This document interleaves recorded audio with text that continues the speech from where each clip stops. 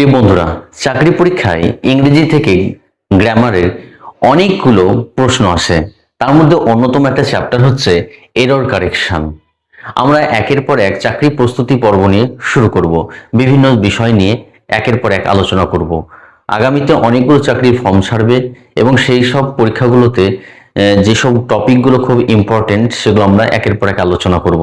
তবে ইংরেজির বিষয়, বিশেষ করে গ্রামারের যেসব রুলস গুলো আমাদেরকে জেনে রাখতে হবে, তার মধ্যে রয়েছে এরর কারেকশন। তো চলো আজকে আমরা এরর কারেকশন সম্পর্কে একটু জানতে শুরু করি। একের পর এক প্রত্যেকটা ভিডিওতে আমরা একটু একটু একটু করে জানতে শুরু করব। এখানে রয়েছে 5 kilometres are not a long distance if you have got a scooter. তো দেখো, এখানের মধ্যে সবচেয়ে ভুল রয়েছে কি? আগে এখানে বলছে 5 kilometres are not a long distance if you have got scooter. যদি তোমার একটা স্কুটার থাকে তাহলে কিন্তু 5 কিলোমিটার পথ বেশি দূরত্ব নয়। তাহলে এখানের মধ্যে সবচেয়ে ভুল কোনটা রয়েছে?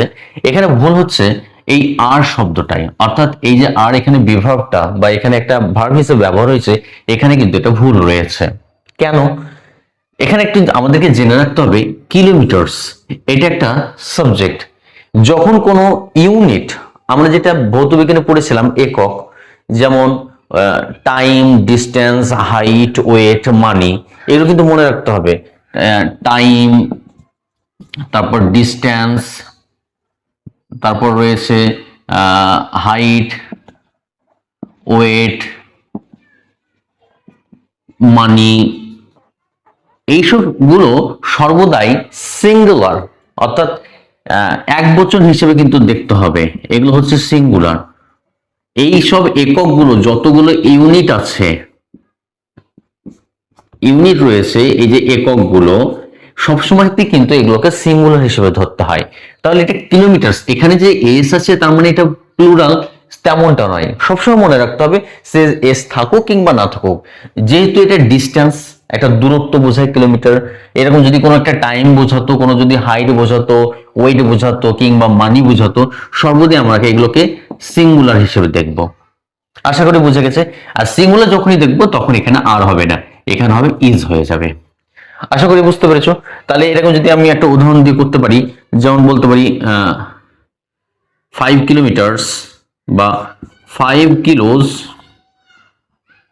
Is not a heavy weight for me. তাহলে কিন্তু এখানে এই এস এর জন্য কিন্তু আর আসলো না, এখানে সর্বদা কিলো, এটা একটা ওয়েট, এই ওয়েটের জন্য এটা সিঙ্গুলার হিসেবে আমরা ধরলাম। আশা করি বুঝতে পেরেছো। তাহলে ইউনিট যখন বোঝাবে তখন সর্বদা আমরা সিঙ্গুলার ধরবো। আচ্ছা, তাহলে কি এখানে কখনো আর হয় না ইউজ? হ্যাঁ, অবশ্যই হয়।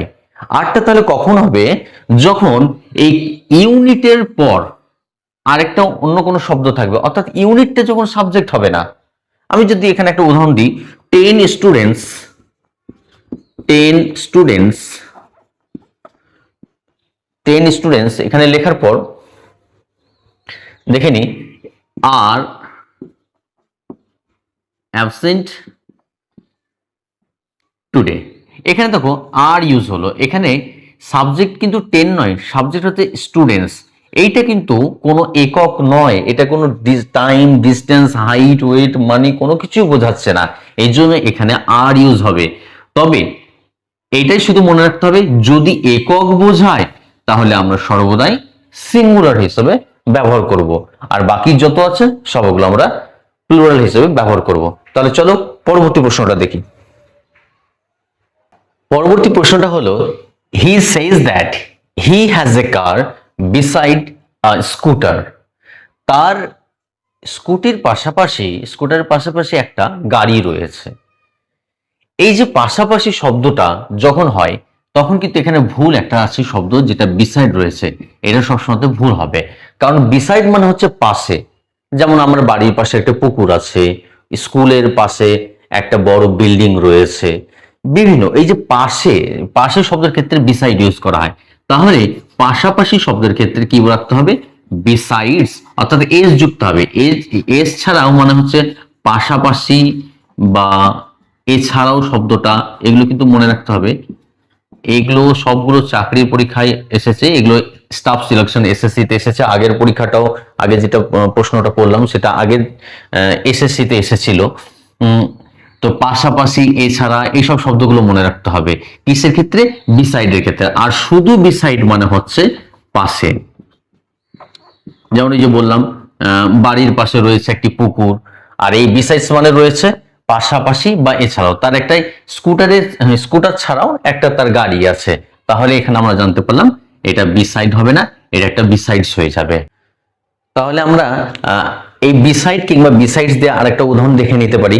আমরা বলতে পারি যেমন I have tab besides a laptop. মানে হচ্ছে আমার ল্যাপটপের পাশাপাশি বা ল্যাপটপ ছাড়াও ট্যাব রয়েছে। অর্থাৎ আমার একটা জিনিস, এটা কখন হয়, ট্যাবটাকে আগে রাখতে হয় না ল্যাপটপকে আগে রাখতে হয় যখন আমার জিনিসটা একটা আছে, অলরেডি কেউ জানে, এবং তাকে আমি আরেকটা জিনিস জানাতে চাইছি, সেটাকে আগে বসাতে হবে। কোনটা? যেটা আমি জানাতে চাইছি, যে আমার একটা ট্যাব আছে, কিসের পাশাপাশি বা কি ছাড়া? ল্যাপটপ ছাড়া। এটা তো আমার অলরেডি আছে, এটা জানে, এই জন্য এটাকে আমরা লাস্টে রাখবো। আর যেটা জানাতে চাইছি সেটাকে আমরা আগে রাখবো। এইসবগুলোর ক্ষেত্রে কি হবে? বিসাইডস যুক্ত হবে। আর এই যে বিসাইড মানে পাশে, এই যেমন বলতে পারি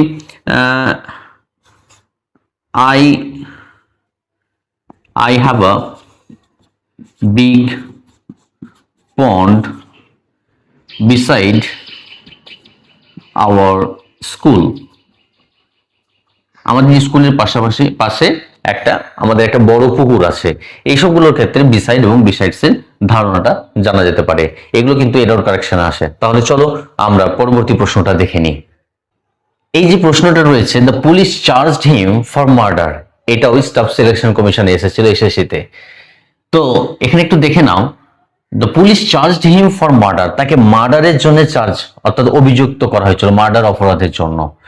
যখন এই চার্জ, এখানে চার্জের একটা ভার্ব শব্দ রয়েছে, এই চার্জ মানে হচ্ছে কোনো অপরাধের ক্ষেত্রে যখন অভিযুক্ত করা হয়। মনে রাখতে হবে, কোনো অপরাধের ক্ষেত্রে যখন অভিযুক্ত করা হয় তখন এই অভিযুক্ত করার শব্দ অর্থাৎ এই ভার্বের পরে কিন্তু সর্বদাই উইথ প্রিপোজিশন বসে।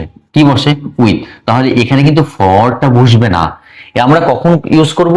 যখন দেখব কোনো একটা অপরাধ আছে, অপরাধের জন্য তাকে অভিযুক্ত করা হয়েছে।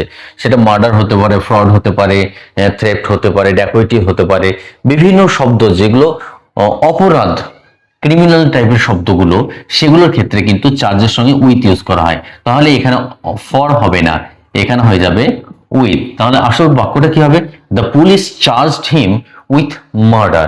আমরা আরো একটা উদাহরণ করতে পারি, হি was charged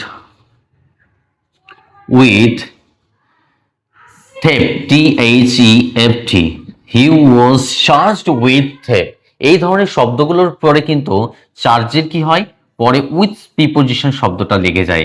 তাহলে আমাদের এখানে জানা গেল, যখন চার্জ শব্দটা ব্যবহার হবে বিশেষ করে কোনো অপরাধের ক্ষেত্রে, তখন কিন্তু অবশ্যই তারপরে উইথ প্রিপোজিশন বসবে। এগুলো কিন্তু কমন এরর। এখানে কিন্তু ফর মার্ডার অর্থাৎ মার্ডারের জন্য, দেখে কিন্তু মনে হবে সেন্টেন্সটা সত্য এবং ঠিকই তো আছে, মার্ডারের জন্যই তো তাকে চার্জ করা হয়েছে, কিন্তু না, সেন্টেন্সগুলোর ক্ষেত্রে অনেকগুলো ভুল থাকে। এগুলোকে বলা হয় অ্যাপ্রোপ্রিয়েট প্রিপোজিশন, এই যে চার্জের পরে যে উইথটা ব্যবহার হলো। তাহলে আজকে এই ভিডিওতে এতদূরই থাকলো। এইরকম ভাবে আমরা প্রত্যেকটা ভিডিওতে অল্প অল্প ছোট ছোট টপিকগুলো নিয়ে আলোচনা করবো, গ্রামারের এবং বিভিন্ন সাবজেক্ট থেকে। তোমরা এগুলো খাতায় অবশ্যই টুকে রাখবে, এইভাবে তোমরা প্র্যাকটিস করবে। আশা করি তোমাদের পরবর্তীতে এগুলো সুবিধা হবে অনেক। এবং ভিডিওটি দেখে তোমাদের কেমন লাগলো অবশ্যই কমেন্ট বক্সে কমেন্ট করে জানাবে।